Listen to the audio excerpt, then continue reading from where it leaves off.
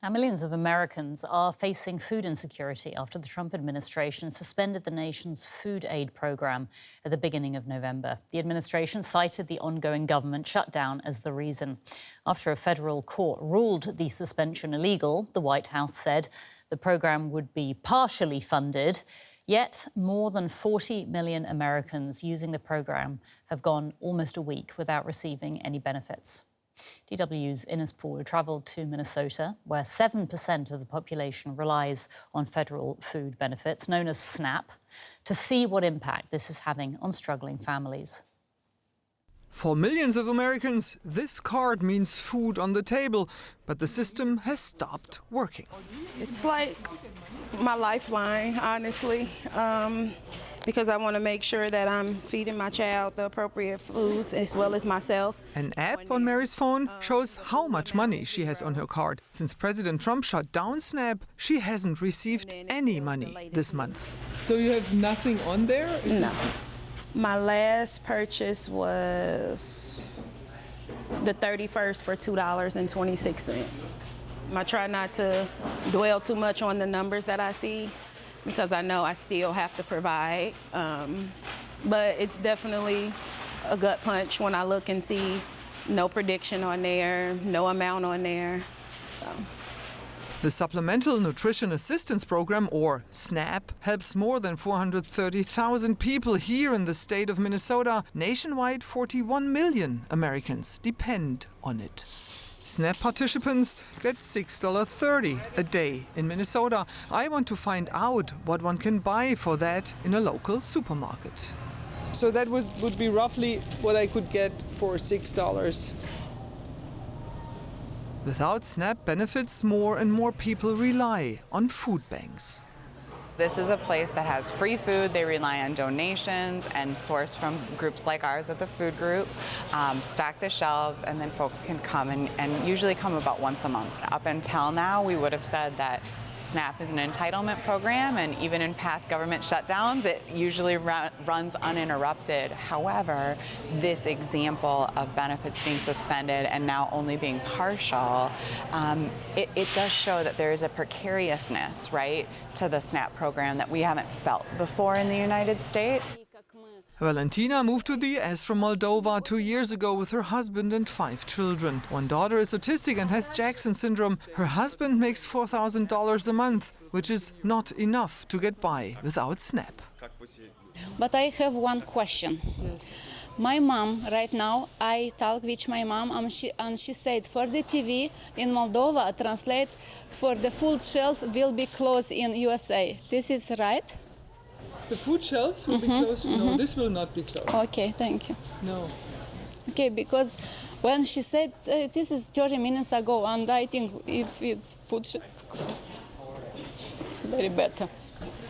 I asked U.S. Senator Tina Smith from Minnesota at the Capitol in Washington about a possible end to the shutdown. There are lots of countervailing forces, and it really is going to will come down to President Trump, because for the most part, Republicans in Congress do what Trump tells them to do.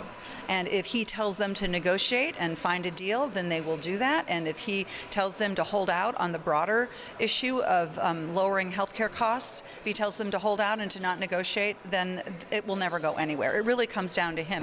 No one knows how long it will take for Washington to end the shutdown.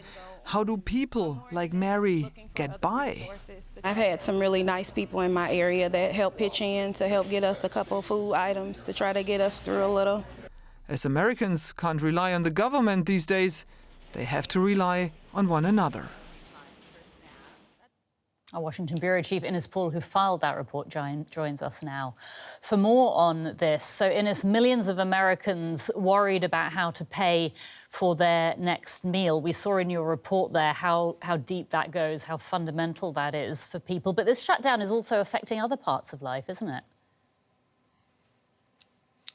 It does indeed, Anya, but I just want to sit there on this fact just for a second. I mean, this is one of the richest countries in the world. Millions of people really don't know how to afford food on their table for their kids. But as you said, it's not only this issue, it's also travel. Travel is highly affected, and this is especially crucial now as the holiday season starts. I mean, Thanksgiving is just around the corner. Social Security and Medicare benefit checks are still distributed, but they might not be paid out.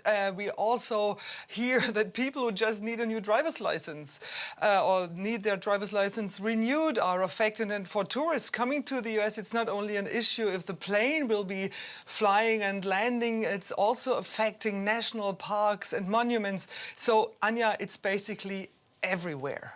And this is the longest government shutdown in US history. Ines, can you just remind us why it happened in the first place? Yes, so this is indeed the longest shutdown, and we really don't know when it will come to an end. The main reason is because lawmakers from the Republicans and the Democrats can't or couldn't agree on how to handle health care funding. At the center of this dispute is the Affordable Care Act.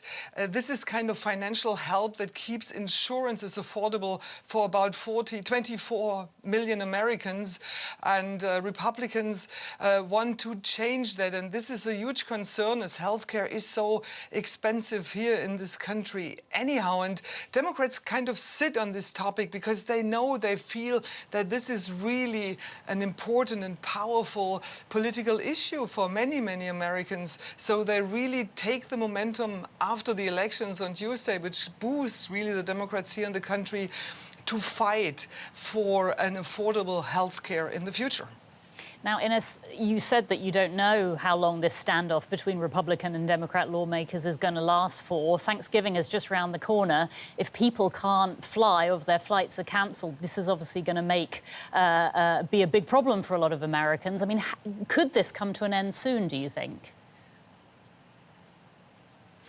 That's a great question. So many million Americans are really getting really angry, not only those who depend on SNAP or other benefits, but also just the average Americans, even Americans who make a lot of money, will be affected if the kind of travel won't work the way it does. So there's a lot of pressure on Donald Trump.